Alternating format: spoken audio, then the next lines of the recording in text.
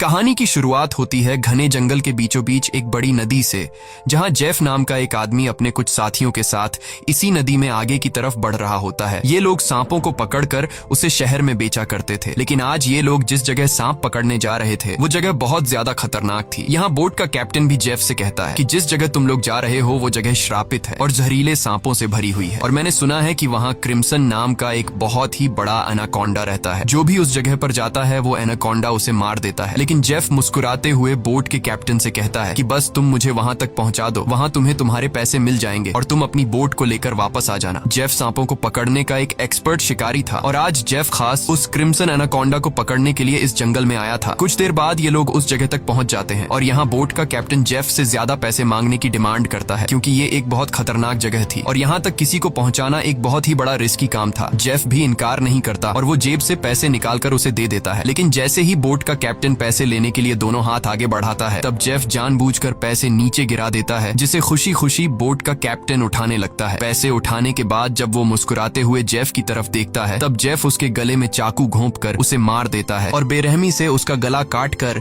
नदी के पानी में उसका सिर फेंक देता है। ये सब कुछ नदी के किनारे खड़े जेफ के साथी भी देख रहे थे। जेफ को ऐसा करते देखकर वो दोनों बहुत ज्यादा डर जाते हैं। इसके बाद जेफ अपने दो साथियों के पास आता है और उनसे कहता है कि अगर तुम दोनों ने भी मुझे धोखा देने की कोशिश की तो तुम्हारा भी यही हाल होगा। इसके बाद ये तीनों जंगल में आगे बढ़ते हुए एक जगह पर पहुंचते हैं, जहां उन्हें सांपों की एक बड़ी मूर्ति दिखाई देती है और ये देखते हुए जेफ कहता है तो आखिर क्रिम्सन एनाकोंडा की कहानी सच थी। दूसरी तरफ जेफ के साथियों को बहुत सारे सांप मिल जाते हैं, जिन्हें देखकर वो भी बहुत ज्यादा खुश हो जाते हैं। इसके बाद ये दोनों जल्दी से सभी सांपों को पकड़कर बैग में बंद करने लगते हैं, जबकि जेफ इन छोटे सांपों पर ध्यान नहीं देता और वो इस जंगल के सबसे बड़े सांप, जिसका नाम क्रिम्सन एनाकोंडा है, उसे ढूंढने लगता है। अब इन दो साथियों ने जो सांप कपड़ों के बैग में भर दिए थे, उन सांपों को अकेले एक साथी बोट तक लेकर आता है। वो देखता है कि जेफ ने जिस आदमी का गला काटकर पानी में फेंक दिया था, उसकी सर कटी लाश कुछ दूरी पर पानी में खड़ी है। ये देखकर उसे अपनी आंखों पर यकीन नहीं आया। तभी वो लाश अचानक पानी में डूब गई और तैरते हुए एक बड़ी सी चीज तेजी से उसकी तरफ बढ़ने लगी। वो आदमी डर के मारे तेजी से जंगल की तरफ भागने लगता है, लेकिन तभी बिजली की रफ्तार से एक बहुत ही बड़ा एनाकोंडा उसे जकड़ लेता है। वो एनाकोंडा उस आदमी की बॉडी पर लिपटकर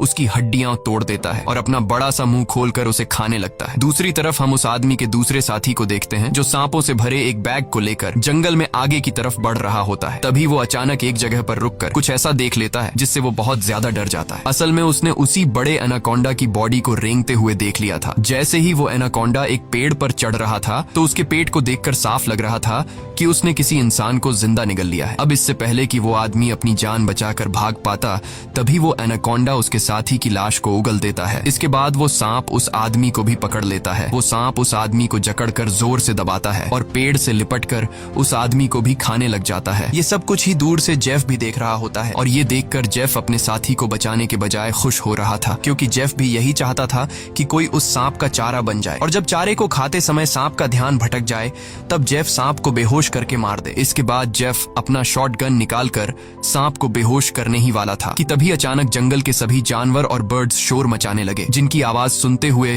वो एनाकोंडा अपने शिकार को ऐसे ही छोड़कर चला जाता है। आखिर कुछ तो ऐसा था जिससे जंगल के सभी जानवर डर रहे थे। अब यहाँ सीन कट होता है और हमें एक सर्कस शो दिखाया जाता है। ये सर्कस अब बंद होने के कगार पर था। कोई भी इस सर्कस को देखने का इंटरेस्ट नहीं रखता था। यहाँ सर्कस के मालिक के पास बिली यांग नाम का एक लड़का आता है, जो सर्कस के मालिक को पैसों से भरा हुआ एक सूटकेस देकर सर्कस में काम करने वाले सभी लोगों को खरीद लेता है, क्योंकि उसने थाईलैंड जाकर एक नया सर्कस खोलने का प्लान बनाया हुआ था। सर्कस के लोग बिली यांग के पास इतने सारे पैसे देखकर परेशान हो जाते हैं, क्योंकि आज से कुछ साल पहले बिली यांग बहुत गरीब हुआ करता था। वो भी इन लोगों के साथ मिलकर सर्कस में काम किया करता था, लेकिन पता नहीं कि बिली यांग अब कौन सा ऐसा काम करने लगा जिससे वो रातों रात इतना अमीर हो गए। अगली सुबह बिली यांग बोट के जरिए सभी लोगों को थाईलैंड ले जाने का प्लान बनाता है। अब क्योंकि बिली यांग ने इन सभी लोगों को खरीद लिया था, इसलिए ये सभी उसकी बात मानकर बोट में बैठ जाते हैं और बोट का कैप्टन बोट को चलाने लगता है। रास्ते में बिली यांग बाथरूम में छिपकर किसी को कॉल करता है और कॉल पर वो सामने वाले से कहता है कि डिलीवरी तैयार है, जल्द ही मैं इन लोगों को लेकर तुम्हारे पास पहुंच जाऊंगा। बिली यांग की इन बातों से हमें पता चलता है कि वह बोट पर मौजूद लोगों के साथ कुछ गलत करने वाला है। कुछ दूर आगे जाने के बाद ये लोग देखते हैं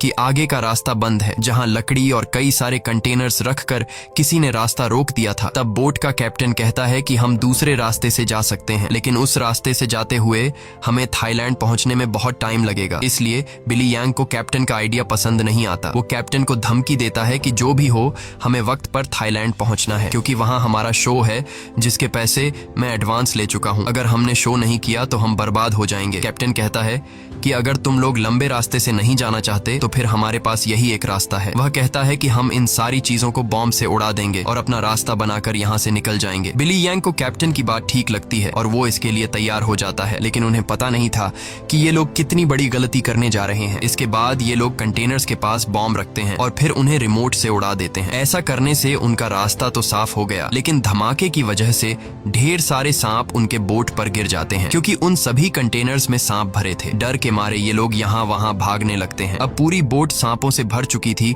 और ये सांप बोट पर मौजूद लोगों को डसने लगते हैं। यहाँ लेनी नाम की एक लड़की समझदारी से काम लेते हुए पाइप के जरिए प्रेशर से पानी खोल देती है और अपने आसपास जितने भी सांप होते हैं सबको बोट से नीचे पानी में गिरा देती है। बिली यांग डर के मारे बोट के बाथरूम में छिप जाता है, लेकिन तभी अचानक बाथरूम की छत टूट जाती है और बहुत सारे सांप बिली यांग के ऊपर गिर जाते हैं। उनसे बचने के लिए वह नदी में कूद जाता है और तैरते हुए किनारे तक पहुंचता है, लेकिन वहां पर भी एक किंग कोबरा उसके सामने आ जाता है। अब इससे पहले कि वो किंग कोबरा बिली को काट पाता, तभी कोई आदमी सांप पर पैर रखकर उसे कुचल देता है और बिली यांग की जान बचा लेता है। यह इंसान कोई और नहीं बल्कि जेफ था। अब जेफ ने बिली की जान बचाई थी, इसलिए बिली उसे अपने बोट पर ले आता है। जेफ यहाँ सभी से झूठ कहता है कि मैं एक वाइल्ड एक्सप्लोरर हूँ और एक एक्सीडेंट की वजह से यहाँ जंगल में फंस गया हूँ। तभी सर्कस के एक आदमी जिसका नाम जियाओ है, उसके कान में तेज दर्द होने लगता है। दर्द इतना ज्यादा था कि वह नीचे गिर जाता है। जब जेफ उसके कान में गौर से देखता है तो उसे पता चल जाता है कि जियाओ के कान में तकलीफ क्यों हो रही है। इसके बाद जेफ अपनी उंगली पर एक कट लगाकर उसे जियाओ के कान के पास ले जाता है और तभी जियाओ के कान से एक पतला जहरीला सांप निकलकर जेफ की उंगली को काट देता है, लेकिन सांप के काटने के बावजूद जेफ को कुछ नहीं होता और वह उस पतले सांप को पानी में फेंक देता है। ये देखकर लेनी बहुत हैरान हो जाती है और सोचने लगती है कि आखिर सांप के काटने के बाद भी जेफ पर जहर का असर क्यों नहीं हुआ। लेनी भी सांपों के बारे में जानकारी रखती थी। वह जानती थी कि एक सांप के जहर से इम्यून होने के लिए इंसान को बहुत सारा सांप का जहर अपने शरीर में डालना पड़ता है, तब जाकर उस इंसान पर सांप के जहर का असर नहीं होता। ये सारी चीज वह बिली यांग को भी बताती है और कहती है, मुझे जेफ ठीक नहीं लग रहा। तुमने भी देखा कि सांप ने उसे उंगली पर काटा, लेकिन जेफ को कुछ नहीं हुआ। लेकिन बिली यांग लेनी की बातों पर ध्यान नहीं देता और कहता है कि हमें जेफ का शुक्रिया अदा करना चाहिए, क्योंकि उसने मेरी और हमारे एक साथी की जान बचाई है। दूसरी तरफ जेफ इस बोट के कैप्टन से मिलता है। जेफ बोट के कैप्टन को ढेर सारे पैसे देकर एक नक्शा दिखाता है और बोट के कैप्टन से कहता है कि अगर तुमने मुझे नक्शे पर बताई गई जगह पर पहुंचाया तो मैं वहां पहुंचकर तुम्हें और भी ढेर सारे पैसे दूंगा। कैप्टन उस जगह का नाम सुनते ही बंदूक उठाकर जेफ पर तान देता है। वह कहता है कि अगर दोबारा तुमने वहां जाने की बात की तो मैं तुम्हें गोली मार दूंगा। दरअसल कैप्टन भी उस जगह के बारे में जानता था कि वहां एक बहुत ही खतरनाक क्रिम्सन नाम का एनाकोंडा रहता है। यह सुनकर जेफ वहां से चला जाता है। कैप्टन बोट में बैठकर मछलियां पकड़ने लगता है, लेकिन तभी हम देखते हैं कि कैप्टन जिस फिशिंग रॉड से मछलियां पकड़ रहा था वह फिशिंग रॉड नीचे से कोई जोर से खींचता है, जिसकी वजह से वह फिशिंग रॉड कैप्टन के हाथ से छूटकर नीचे गिर जाती है। अब कैप्टन उस फिशिंग रॉड को उठाने के लिए नीचे झुकता है, लेकिन तभी उसे कोई पानी में नीचे खींच लेता है। दरअसल कैप्टन को किसी और ने नहीं बल्कि जेफ ने पानी में नीचे खींचा था। कैप्टन को मारने के बाद जेफ कैप्टन की बॉडी को उस जंगल में मौजूद एनाकोंडा को बुलाने के लिए चारे के तौर पर इस्तेमाल करता है। कुछ देर बाद सभी कैप्टन को ढूंढने लगते हैं, लेकिन बोट का कैप्टन उन लोगों को कहीं पर भी नहीं मिलता। लेनी को जेफ पर शक होने लगता है कि कहीं जेफ ने उसे मार तो नहीं दिया। वह जेफ से पूछती है कि कैप्टन कहाँ है, लेकिन जेफ कहता है कि मुझे कैप्टन के बारे में कुछ भी नहीं पता। वह यह भी कहता है कि यह जंगल है, यहाँ इंसानों का गायब होना आम बात है। तभी अचानक पूरे जंगल में एक अजीब सा शोर छा जाता है। जंगल के सभी परिंदे और जानवर शोर मचाकर भागने लगते हैं। तभी एकदम से उन सबको पानी में कुछ अजीब सी हलचल सुनाई देती है। एक साथी कहता है कि यह आवाज कैसी है। तब जेफ खुश होकर कहता है कि कुछ बड़ा आने वाला है। जेफ की खुशी से ये साफ जाहिर हो रहा था कि जैसे वह इस आने वाले खतरे का इंतजार कर रहा था। तभी हम देखते हैं कि नदी की गहराई में एक बहुत ही बड़ा एनाकोंडा जेफ के लगाए जाल की तरफ बढ़ रहा है। जेफ का लगाया हुआ फिशिंग रॉड जोरों से नीचे की तरफ खींचता है। अब जेफ एनाकोंडा को पकड़ने के लिए फिशिंग रॉड को पकड़ने की कोशिश करता है, लेकिन वह एनाकोंडा इतनी आसानी से जेफ के जाल में कहां फंसने वाला था। तभी वह एनाकोंडा उनके सामने आ जाता है। यह वह एनाकोंडा आकार में बहुत बड़ा और बेहद डरावना था, जिसे देखकर सबके गले में सांसें अटक जाती हैं। जेफ ने जो फिशिंग रॉड की रस्सी पकड़ी हुई थी, एनाकोंडा उस रस्सी को जोर से खींचता है, जिससे जेफ नीचे पानी में गिर जाता है। वह एनाकोंडा जेफ को पानी में इधर उधर पटकने लगता है, लेकिन जेफ इतनी आसानी से हार मानने वाला नहीं था। वह खुद को बचाने के लिए तैरते हुए उसी नदी में मौजूद एक छोटी बोट पर चढ़ जाता है और एनाकोंडा को पकड़ने वाले जाल की रस्सी को उसी बोट से बांध लेता है। अब वह बोट पर खड़े होकर एक नुकीले औजार से उस एनाकोंडा पर वार करता है, लेकिन उस वार से एनाकोंडा पर कुछ ज्यादा असर नहीं होता। एनाकोंडा जेफ को पकड़ लेता है। वह एनाकोंडा जेफ के साथ साथ उस बोट के ऊपर लिपटकर नीचे पानी में डुबो देता है। दूर खड़े ये लोग यह सब कुछ देख रहे थे और उन्हें लगता है कि जेफ मारा गया, लेकिन अगले ही पल जेफ तैरता हुआ पीछे से वापस बोट में आ जाता है। ये देखकर सभी लोग हैरान रह जाते हैं। अब जेफ फिर से पानी में एनाकोंडा ढूंढने लगता है, लेकिन उसे नहीं पता था कि एनाकोंडा अब पानी में नहीं बल्कि उसके पीछे बोट की छत पर है। एनाकोंडा सबके सामने अपने मुंह से कैप्टन की बॉडी को उगल देता है। ये देखकर बोट पर सभी लोग बहुत डर जाते हैं। ये लोग एनाकोंडा से खुद को बचाने के लिए इधर उधर भागने लगते हैं। वह एनाकोंडा कमरे में बंद सर्कस के 2 साथियों को मारने ही वाला था कि तब भी पीछे से जेफ हाथ में एक नुकीला औजार लिए एनाकोंडा पर हमला कर देता है, जिससे एनाकोंडा और भी ज्यादा गुस्सा हो जाता है और अब एनाकोंडा जेफ की तरफ बढ़ने लगता है। लेकिन जेफ एनाकोंडा से खुद को बचाते हुए उससे छिप जाता है, मगर एनाकोंडा भी जेफ का पीछा नहीं छोड़ता। वह जेफ को ढूंढने के लिए बोट के अंदर घुस जाता है, जहां बोट के अंदर सर्कस के बाकी लोग भी छिपे हुए थे। लकीली एनाकोंडा बिली और डायना को देख नहीं पाता। वह उनके ऊपर से रेंगते हुए खिड़की से होकर बोट से बाहर निकल जाता है। ये सभी लोग बोट के कोने कोने में छिपे हुए थे। एनाकोंडा इन लोगों को ढूंढते हुए जब बाथरूम की तरफ जाता है तो वह एक बच्चे और जियाओ को देखता है। एनाकोंडा तुरंत उन दोनों पर हमला कर देता है, लेकिन यह दोनों खुद को बचाते हुए वहां से निकल जाते हैं। अब उनके पास लेनी भी पहुंच जाती है। जैसे ही एनाकोंडा लेनी पर हमला करता है, तब जियाओ समझदारी से काम लेते हुए एनाकोंडा के सिर के आगे एक मटका लाता है, जिससे एनाकोंडा का सिर मटके के अंदर फंस जाता है। मटके से अपना सिर निकालने के लिए एनाकोंडा तड़पने लगता है और इसी हलचल में यहाँ पर केरोसिन ऑयल का गैलन गिर जाता है। एनाकोंडा अपने सिर से मटके को निकालने के लिए पूरी तरह से बेकाबू हो जाता है। वह यहाँ वहां खुद को मारता है और आखिर में वह अपने सिर को बोट से पटक कर मटके को तोड़ देता है, जिससे उसका सिर आजाद हो जाता है। लेकिन आजाद होते ही पीछे से जेफ एनाकोंडा के गले में रस्सी का फंदा डाल देता है। इससे पहले कि जेफ उस एनाकोंडा को पकड़ पाता, तभी नीचे केरोसिन ऑयल गिरने की वजह से बोट में आग लग जाती है और आग धीरे धीरे बढ़ते हुए बोट में रखे बमों तक पहुंच जाती है, जिससे बोट में ब्लास्ट होने लगते हैं। तभी बोट में एक बहुत ही बड़ा ब्लास्ट होता है। अब बोट पर मौजूद सभी लोग खुद को बचाने के लिए पानी में कूद जाते हैं, लेकिन जेफ ने एनाकोंडा के गले में रस्सी बांधी थी, जिस वजह से वो भाग नहीं पाता और आग में जलकर मर जाता है। ये लोग जैसे तैसे तैरते हुए नदी के किनारे तक पहुंच जाते हैं। जहाज को जलता देखकर बिली यांग रोने लगता है। वह इस वजह से रोता है कि ये लोग अब समय पर थाईलैंड नहीं पहुंच पाएंगे। सर्कस के बाकी लोग बहुत ज्यादा डरे हुए थे, क्योंकि ये सभी जंगल के बीचों बीच थे और अब उनके पास वापस जाने के लिए बोट भी नहीं था। लेनी समझ चुकी थी कि इन सब का जिम्मेदार जेफ है। उसने इनके जहाज को एक जाल के तौर पर इस्तेमाल किया। वह जेफ से कहती है, अगर तुमने ऐसा न किया होता तो यह इतना बड़ा खतरा हम पर न आता। जेफ जवाब में कहता है कि तुम लोग जानते भी हो कि इस एक एनाकोंडा की कीमत कितनी है। अगर तुम लोगों ने इसे पकड़ने में मेरा साथ दिया होता तो आज हम सब करोड़पति होते। पैसों का नाम सुनते ही बिली यांग की आंखें चमक उठती हैं। वह थाईलैंड जाने का प्लान कैंसिल कर देता है और दौड़कर जेफ के पास आता है और कहता है, मैं तुम्हारे साथ हूँ। बताओ इस एनाकोंडा को पकड़ने के लिए हम क्या कर सकते हैं और हमें पैसे कैसे मिलेंगे। उसके बाद जेफ एक मैप निकालता है और उन्हें दिखाते हुए कहता है, अगर तुम लोग मेरी मदद करोगे तो इस मैप के जरिए मैं तुम्हें 1-2 दिन के अंदर थाईलैंड पहुंचा दूंगा। अब यहाँ बिली यांग और टीम के बाकी लोग जेफ के बोट तक जाने के लिए मान जाते हैं, लेकिन लेनी को जेफ पर बिल्कुल भी भरोसा नहीं था, इसलिए वह वहां जाने से इनकार कर देती है। तभी सर्कस टीम की एक लड़की की तबीयत अचानक खराब होने लगती है। जब बिली यांग उसके कंधे को देखता है तो उन्हें पता चलता है कि उस लड़की को एक बहुत ही खतरनाक मकड़ी ने काटा है, जिसके जहर से वो मर भी सकती थी। ये देखकर जेफ वहां पर मौजूद सभी लोगों से कहता है, मेरे पास एक ऐसी दवाई है जिससे उस लड़की का इलाज हो सकता है, लेकिन वह दवाई मेरे बोट में रखी गई है। अगर तुम इसका इलाज करना चाहते हो तो तुम्हें मुझे मेरी बोट तक पहुंचाना होगा। अब न चाहते हुए भी लेनी जेफ के साथ चलने को तैयार हो जाती है। कई घंटों के सफर के बाद जब एक साथी नदी का पानी पीने लगता है, तब जेफ उसे रोक देता है और जेफ सभी से कहता है, यहाँ का पानी कभी भी मत पियो। यहाँ के पानी में ऐसे कीड़े हैं जो पानी पीते समय इंसान के अंदर चले जाते हैं। इसके बाद वो कीड़े उस इंसान के अंदर ऐसी प्यास लगाते हैं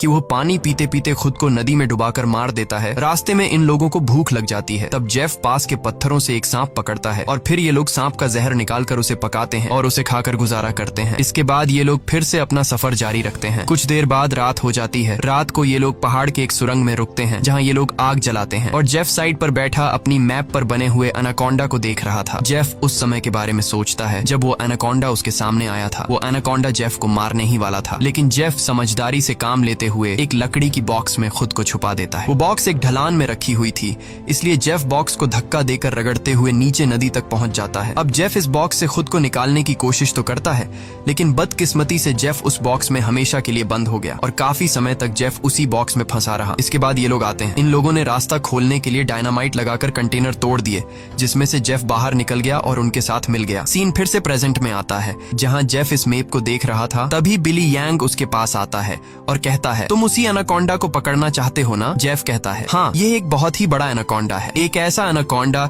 जो इस पूरे जंगल का राजा है। यहाँ के सभी जानवर इस एनाकोंडा से डरते हैं। इसने दुनिया के बड़े बड़े शिकार किए हैं, यहाँ तक कि इसने अपने ही जैसे बड़े बड़े एनाकोंडा को मार गिराया, और अगर हम उसे पकड़ने में कामयाब हुए तो हम रातों रात मिलियनेयर बन जाएंगे। पैसों का सुनते ही बिली यंग कहता है, मैं आपके साथ उस एनाकोंडा को पकड़ने के लिए तैयार हूँ। अब काफी रात हो जाती है और ये सभी लोग सो जाते हैं। तभी सर्कस के एक साथी की किसी अजीब सी आवाज से आंख खुलती है। वो देखता है कि उसका भाई यहाँ नहीं है। अपने भाई को ढूंढते हुए वो उस सुरंग से बाहर आया और उसे ढूंढते हुए नदी के पास जाता है, जहाँ वो देखता है कि उसका भाई अपने आप को नदी के पानी में डुबाने की कोशिश कर रहा है। ये आदमी उसे ऐसा करने से रोकता है, पर उसका भाई इसकी कोई बात नहीं सुनता। और तब वो देखता है कि उसके भाई की नाक से कुछ अजीब से कीड़े निकल रहे हैं, जिसे देखकर वो समझ जाता है कि इसने इस नदी का पानी पी लिया है, जो कि जेफ ने बताया भी था कि इस नदी का पानी पीने के बाद उस पानी के अंदर मौजूद कीड़े उस इंसान को इतनी प्यास लगा देते हैं कि वो इंसान खुद को उस पानी के अंदर डुबाने पर मजबूर हो जाता है। और ठीक ऐसा ही होता है। अपने भाई को मरा हुआ देखकर ये आदमी बहुत ज्यादा रोता है और वापस सुरंग में आ जाता है। अगली सुबह ये लोग दोबारा अपने सफर पर निकल जाते हैं। कई घंटों का सफर तय करने के बाद ये लोग एक नदी के पास पहुंच जाते हैं और अब इन लोगों को अपनी मंजिल तक पहुंचने के लिए उस नदी में से होते हुए पैदल जाना पड़ेगा। अब ये लोग पहले तो उस नदी में उतरने से काफी ज्यादा डर रहे थे, लेकिन कोई दूसरा रास्ता न होने की वजह से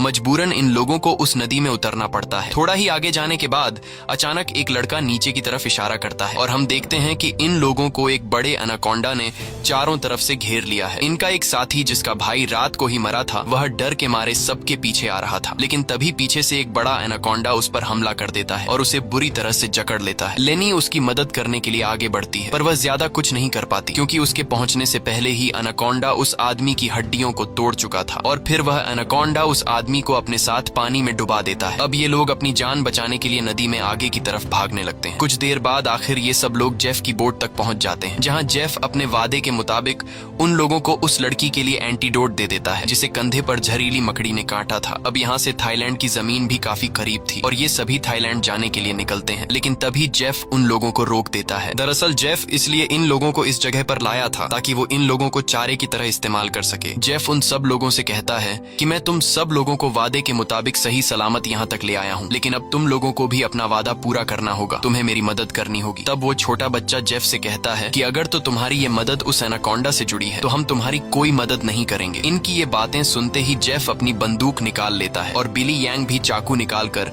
उसका साथ देने लगता है। बिली यांग सभी से कहता है कि जेफ जो भी कह रहा है तुम्हें उसकी बात माननी चाहिए। यहाँ लेनी कहती है कि तुम लोग पागल तो नहीं हो गए हो, उस एनाकोंडा को पकड़ना बहुत मुश्किल है, क्यों तुम लोग अपनी जान से हाथ धोना चाहते हो? जेफ कहता है, हाँ तुम ठीक कह रही हो, उस एनाकोंडा को पकड़ना मुश्किल तो है पर नामुमकिन नहीं, क्योंकि उस एनाकोंडा को खाते हुए जब उसका ध्यान भटक जाए तब उसे पकड़ा जा सकता है। उसके बाद बिली यांग और जेफ सर्कस टीम के 2 लोगों को रस्सी से बांधकर सांप का चारा बनाते हैं। वह बच्चा बिली यांग से कहता है, तुम ऐसा क्यों कर रहे हो? सोचो अगर हम लोग मर गए तो तुम्हारी सर्कस में कौन परफॉर्म करेगा? ये सुनकर बिली यांग जोर जोर से हंसने लगता है और उस बच्चे से कहता है कि क्या तुम लोगों ने कभी सोचा नहीं कि मैं इतनी जल्दी कुछ ही सालों में इतना अमीर कैसे हुआ? अरे पागलो, मैं तुम लोगों को थाईलैंड में सर्कस के लिए थोड़ी लेके जा रहा था। मैं तो तुम्हारी बॉडी के ऑर्गन्स को बेचकर बहुत सारा पैसा कमाने वाला था और यही मेरा बिजनेस है, लेकिन अब देखो मैंने अपना प्लान चेंज कर दिया। अब मैं जेफ के साथ मिल गया हूँ क्योंकि मैं जानता हूँ कि तुम्हारे बॉडी पार्ट्स से भी ज्यादा पैसे मुझे ये एनाकोंडा दे सकता है। दूसरी तरफ जेफ ने उन 2 लड़कियों को भी बांध दिया था और अब वो एक लड़की से बदतमीजी करने लगा था। अब यहाँ वो लड़की समझदारी से काम लेते हुए ऐसा दिखाती है कि वो जेफ का साथ देना चाहती है। जेफ उसकी चाल को समझ नहीं पाता। वो लड़की जेफ के करीब आकर जेफ के बालों में हाथ मारने लगती है और मौका मिलते ही वो लड़की जेफ की पॉकेट से गन निकालकर जेफ पर तान देती है। अब वो लड़की जैसे ही जेफ को शूट करती है तो बंदूक से गोली नहीं चलती, क्योंकि उसको बंदूक का लॉक खोलना नहीं आ रहा था। अब जेफ गुस्से में आकर उससे बंदूक छीन लेता है और उसी लड़की पर तान कर उसे मारने ही वाला होता है कि तब तक लेनी ने भी खुद को आजाद कर लिया था और वो एक शीशे के नुकीले टुकड़े से जेफ के पेट पर वार करती है। अब जेफ लेनी को धक्का देकर पीछे धकेल देता है, लेकिन तब वो दूसरी लड़की भी जेफ पर हमला कर देती है और पीछे से लेनी भी जेफ से बंदूक छीनने की कोशिश करती है। इसी हाथापाई में गोली चलने की आवाज आती है, लेकिन पता नहीं चल पाता कि ये गोली किसको लगी। दूसरी तरफ हम उन दो लोगों को देखते हैं जिन्हें बिली यांग ने एनाकोंडा के लिए चारा बनाया था। वो दोनों बेचारे डर के मारे तड़प रहे होते हैं। कुछ देर बाद एक बड़ा सा एनाकोंडा उन दोनों को खाने के लिए धीरे धीरे उनकी तरफ बढ़ने लगता है, जबकि दूर खड़ा बिली यांग मजे से ये सारा नजारा देख रहा था। बिली यांग इंतजार में था कि कब वो एनाकोंडा उन पर हमला करेगा और मैं रस्सी को खींचकर उस एनाकोंडा को पकड़ लूंगा। लेकिन वो ये नहीं जानता था कि जहां पर वो खड़ा है ठीक उसके ऊपर से एक दूसरा एनाकोंडा उस पर हमला करने के लिए आगे बढ़ रहा है। अब इससे पहले कि बिली यांग उस एनाकोंडा को देख पाता, वो एनाकोंडा उसके काफी करीब पहुंच जाता है और वो एनाकोंडा बिली यांग पर हमला करके उसे अपने साथ उठाकर ले जाता है। और तब बिली यांग के हाथ से रस्सी छूट जाती है, जिससे एनाकोंडा का चारा बने हुए दो लोगों को जाल कवर कर लेता है, जिससे उनकी जान बच जाती है। दूसरी तरफ जेफ उस लड़की को मारने की कोशिश करता है, लेकिन लेनी पीछे से आकर जेफ को एक बड़ी लकड़ी से सिर पर मारकर बेहोश कर देती है। जेफ के बेहोश होते ही ये दोनों भागते हुए अपने दो साथियों के पास पहुंच जाती हैं और उन्हें जाल से आजाद कर लेती हैं। लेकिन बदकिस्मती से जेफ को होश आ गया था और वो उनकी तरफ बढ़ने लगा, लेकिन तभी एक बड़ा सा एनाकोंडा आकर जेफ को ले जाता है। ये लोग अब जल्दी से यहाँ से निकलने की तैयारी करते हैं, लेकिन उनकी एक साथी चलने के लायक नहीं थी, क्योंकि जेफ और उन लड़कियों के बीच हाथापाई के दौरान जो गोली चली थी वो गोली उस लड़की को लगी थी। कुछ देर बाद वो लड़की उनकी नजरों के सामने दम तोड़ देती है। अब बचे हुए तीन लोग अपनी जान बचाने के लिए जेफ की बोट में बैठकर नदी से होते हुए यहाँ से निकलने लगते हैं, लेकिन तभी पीछे से जियाओ को कोई चीज लगती है। जब वो कंधे से उस चीज को उतार कर देखता है तो उसे पता चलता है कि ये एक बेहोशी वाला इंजेक्शन है। कुछ ही सेकंड बाद जियाओ बेहोश हो जाता है और जियाओ को बेहोश करने वाला कोई और नहीं बल्कि जेफ ही था, यानी उस एनाकोंडा के हमले से भी वो बच गया था और उसने एनाकोंडा का सिर काटकर उसे मार दिया था। अब जेफ उन तीनों को पकड़कर एनाकोंडा के चारे के लिए बांध देता है और उनके चारों तरफ तेज धार वाली लोहे की तार बांध देता है और साथ में वहां पर खून भी छिड़क देता है, जिसके बाद वो उनके जाल की रस्सी को पकड़कर यहाँ से कुछ दूर खड़ा हो जाता है। कुछ देर बाद कई सारे एनाकोंडास खून को सूंघते हुए उन तीनों की तरफ बढ़ने लगते हैं। ये तीनों बहुत ज्यादा डरे हुए होते हैं और उनको अपनी मौत आंखों के सामने नजर आ रही होती है। ये सभी एनाकोंडास उन तीनों को मारने के लिए उनके काफी करीब पहुंच जाते हैं, लेकिन तभी एक बार फिर से जंगल के सभी जानवर शोर मचाकर भागने लगते हैं और यहाँ पर मौजूद सभी एनाकोंडास भी किसी को देखकर एक एक करके भागने लगते हैं। लेकिन एक एनाकोंडा अभी भी उन तीनों को मारने के लिए रुका हुआ था, पर तभी वहां पर क्रिम्सन एनाकोंडा आ जाता है और वो उस अकेले रुके हुए सांप पर हमला करके उसे एक ही झटके में मार देता है। यहाँ हम उस क्रिम्सन एनाकोंडा को अच्छी तरह से देख पाते हैं, जो साइज में बहुत ही ज्यादा बड़ा और खतरनाक था, जिसे देखकर ये तीनों बहुत ज्यादा डर जाते हैं। लेकिन दूर खड़ा जेफ क्रिम्सन एनाकोंडा को देखकर बहुत खुश होता है। वो एनाकोंडा उन तीनों से लिपटकर अपना बड़ा सा मुंह खोलकर उन तीनों को खाने ही वाला था कि तभी जेफ जाल की रस्सी छोड़ देता है, जिसमें वो एनाकोंडा फंस जाता है। ये एनाकोंडा अपने आप को छुड़ाने के लिए तड़पने लगता है। वो काफी जोर लगाकर खुद को आजाद करने की कोशिश करता है, लेकिन जब वो आजाद नहीं हो पाता तब वो अपने तेज नुकीले दांतों से जाल की रस्सी काटकर खुद को आजाद कर लेता है। लेकिन अभी भी जाल की रस्सी उसके बॉडी में फंसी हुई थी, इसलिए जेफ रस्सी को मजबूती से पकड़कर उसे पकड़ने की कोशिश करता है, पर जेफ एनाकोंडा की ताकत का मुकाबला कहां कर सकता था। जेफ उसे पकड़ने की कोशिश में दो पेड़ों के बीच फंस जाता है और अब वो उन पेड़ों से बाहर निकल नहीं पाता और मौके का फायदा उठाते हुए वो क्रिम्सन एनाकोंडा जेफ की तरफ बढ़ने लगता है और जेफ को पकड़कर बुरी तरह से जकड़ने लगता है। ये तीन लोग भी अपनी आंखों से ये सारा नजारा देख रहे थे और डर के मारे जल्दी से खुद को छुड़ाने की कोशिश करते हैं, क्योंकि उन्हें पता था कि जेफ के बाद उनकी बारी है। ये लोग खुद को छुड़ाने का हर मुमकिन तरीका अपनाते हैं, लेकिन ये लोग उस जाल से निकल नहीं पाते। तभी वो छोटा लड़का अपने आप को बचाने के लिए अपने दांतों से जाल की रस्सी काटने में लग जाता है और काफी कोशिश के बाद वो रस्सी का कुछ हिस्सा काट लेता है। अब थोड़ी ही रस्सी बची थी, इसलिए वो अपने दांतों की पूरी ताकत लगाकर रस्सी को काटने लगता है, जिससे उसके दांतों से खून आने लगता है। यहाँ क्रिम्सन एनाकोंडा जेफ को बुरी तरह से जकड़ लेता है और वो जेफ को दबाकर उसकी हड्डियां तोड़ने लगता है, जिसके बाद वो क्रिम्सन एनाकोंडा जेफ को भी जिंदा निगल लेता है। दूसरी तरफ वो बच्चा अपने दांतों से रस्सी तोड़ने में कामयाब हो जाता है और वो उन दोनों को भी आजाद कर लेता है और ये लोग नदी की तरफ भागने लगते हैं। लेकिन जेफ को मारने के बाद अब वो क्रिम्सन एनाकोंडा उनके पीछे पड़ जाता है। ये दोनों एक पेड़ के पीछे छिप जाते हैं जबकि वो बच्चा एक लकड़ी के बॉक्स के अंदर खुद को छिपा लेता है, पर एनाकोंडा उसे देख लेता है और अब वो एनाकोंडा धीरे धीरे उस बच्चे की तरफ बढ़ने लगता है। बच्चा पूरा जोर लगाकर उस कंटेनर से बाहर निकलने की कोशिश करता है, लेकिन उस कंटेनर के दूसरी तरफ का दरवाजा बंद था। वो बच्चा चिल्लाकर उन दोनों से मदद के लिए पुकारता है और वो एनाकोंडा भी अब बच्चे के काफी करीब आ चुका था। अब इससे पहले कि एनाकोंडा उस बच्चे को मार पाता, तभी बाहर से जियाओ कंटेनर का दरवाजा तोड़कर उस बच्चे को बचा लेता है। अब ये तीनों फिर से अपनी जान बचाने के लिए एनाकोंडा से भागने लगते हैं, लेकिन ये पूरा जंगल उसी एनाकोंडा का था। इस जंगल में होते हुए ये लोग उससे बचकर नहीं जा सकते थे, इसलिए ये लोग एक पेड़ के पीछे छिप जाते हैं। पर तभी कुछ दूरी पर वो एनाकोंडा उन्हें देख लेता है। उन्हें देखते ही वो एनाकोंडा तेजी से उनकी तरफ आने लगता है। ये लोग खड़े होकर अपनी मौत का इंतजार करने लगते हैं क्योंकि ये लोग जान चुके थे कि अब उनकी जान नहीं बच पाएगी। पर जैसे ही वो एनाकोंडा अपना बड़ा मुंह खोलकर उन पर हमला करता है, तभी एक मजबूत लोहे की नुकीली तार से उसका सिर बीच से कट जाता है। ये नुकीली तार असल में जेफ ने बिछाई थी, जिससे क्रिम्सन एनाकोंडा का खात्मा हो जाता है। ये लोग यकीन नहीं करते कि उनकी जान बच गई और ये लोग काफी देर तक उसकी बॉडी को देखते रहते हैं और फाइनली ये लोग जल्दी से उस जंगल को छोड़कर यहाँ से निकल जाते हैं। इसी के साथ ये कहानी खत्म हो जाती है। अगर आपको ये वीडियो अच्छी लगी हो तो हमारे चैनल को सब्सक्राइब और वीडियो को लाइक जरूर कीजिएगा।